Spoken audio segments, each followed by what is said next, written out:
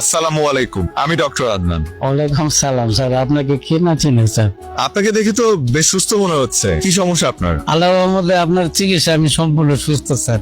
আলহামদুলিল্লাহ। তো আপনি এখানে কি করছেন? আজকে একটু দেখা করতে আসছি স্যার, আপনাকে ধন্যবাদ দিতে আসছি।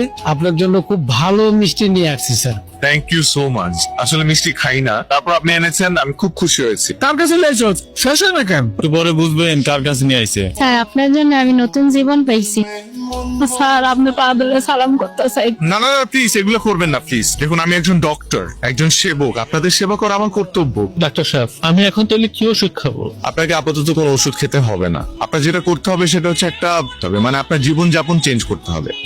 আপনারা জানেন একজন রোগী সুস্থতার পিছনে তার সবচেয়ে বড় ভূমিকা কি? জানি ম্যাডাম, মনোবল। Very good. ওনার পেশাটা মাপো তো, কি অবস্থা এখন আপনার ছেলে? খাওয়া ঠিক মতো করে? রিপোর্টও ভালো। এই তো ফাইলটা মাপো। কি অবস্থা চাচা, কেমন আছেন? শ্বাস নিতে কষ্ট হয়? ঠিক আছে চাচা, আপনি ঘুমান তাহলে। শরীর ভালো আগের চেয়ে? ওনার যে সমস্যা ছিল, উনি যাই খেত ওনার বুক জ্বালা পোড়া করতো, অ্যাসিডিটি ফর্ম করতো আর বমি হয়ে বের হয়ে যেত। এটাকে মেডিকেল টার্মে কি বলে? Gastrointestinal disease. The clinical symptoms of this disease are abdominal pain, repeated diarrhea. আমার কথা তাহলে তোমার মনেও পড়ে? তোমার কি মনে হয় মনে পড়ে না? মনে পড়ে না। পেশেন্ট দেখতে আসছিলে নিশ্চয়ই, হুট করে আমার সাথে দেখা হয়ে গেল।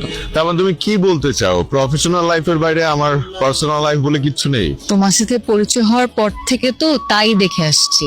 ম্যাডাম, তাহলে আমাদের প্রেম হলো কিভাবে বলেন তো? ভুলে গেছেন? গ্রুপ স্টাডি করতে করতে, নোটস শেয়ার করতে করতে, আর স্কেলেটন নিয়ে পড়াশোনা করতে করতে। এবার মনে পড়েছে? হিউম্যান সাইকোলজি আপনি খুব ভালো বুঝলেও হিউম্যান বডি পার্টস আপনি একটু কম বোঝেন, নাহলে এত রাগ অভিমান করতেন না। ম্যাডাম, এত রাগ অভিমান করা হার্টের জন্য ক্ষতিকর, হার্টে প্রেসার পড়ে। আমার হার্ট নিয়ে আপনার এত ভাবতে হবে না, আপনি আপনার পেশেন্টের হার্ট নিয়ে ভাবে। সারা, আমাদের প্রফেশনটাই তো এরকম, আমরা বেঁচে থাকি অন্যকে বাঁচিয়ে রাখার জন্য। এই যে মানুষগুলো অসুস্থ হলে সবকিছু ছেড়ে ছুড়ে আমাদের কাছে চলে আসে আমাদের ভরসা করে, আর আমরা আমাদের সময়, জীবন, স্বপ্ন সবকিছু ত্যাগ করে তাদেরকে সুস্থ করে তুলি। এটা আমাদের দায়িত্ব না, কর্তব্য না? আন্দান, আমি জানি তুমি তোমার প্রফেশনে কতটা ডেডিকেটেড, এটা আমার চেয়ে ভালো আর কেউ জানে না। I always feel proud of you. আমার আর কিচ্ছু লাগবে না, আমাকে শুধু ভালোবাসলেই চলবে, বাকিটা আমি সামনে নিব। চলো। আদনান, এ সপ্তাহে কোথায় যাচ্ছ?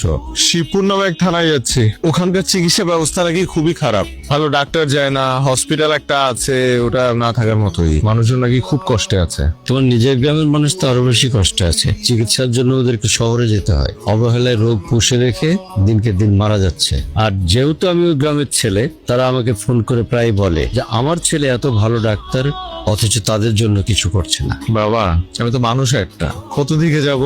সপ্তাহে 6 দিন হসপিটালে ডিউটি করি, একদিন ছুটি পাই, সেই একদিনও আমি বিভিন্ন জেলায় ঘুরে বেড়াই সুবিধা বঞ্চিত মানুষদের সেবা দেওয়ার জন্য। তুই কথা বলতে বাবা, আমি তো শুধুমাত্র আমার গ্রামের মানুষদের জন্য ডক্টর হইনি, আমি আমার সামর্থ্য অনুযায়ী দেশের মানুষদের সেবা করে যেতে চাই। তারপরে বাবা, তুমি যেহেতু বলেছো, আমি তোমার কথা রাখবো। আগামী মাসে আমি আমার পুরো টিম নিয়ে আমি আমাদের গ্রামের বাড়িতে যাবো, আমি তোমাকে কথা দিচ্ছি। প্রয়োজনে তোমাকেও নিয়ে যাবো। সেটাই করো, ওরা তোমাকে এক্সপেক্ট করে, তোমার তো দায়িত্ব সেটা। বুঝতে পেরেছি বাবা। সারাকে তুই কেন এইভাবে ঝুলিয়ে রেখেছিস? মেয়েটার কি দোষ?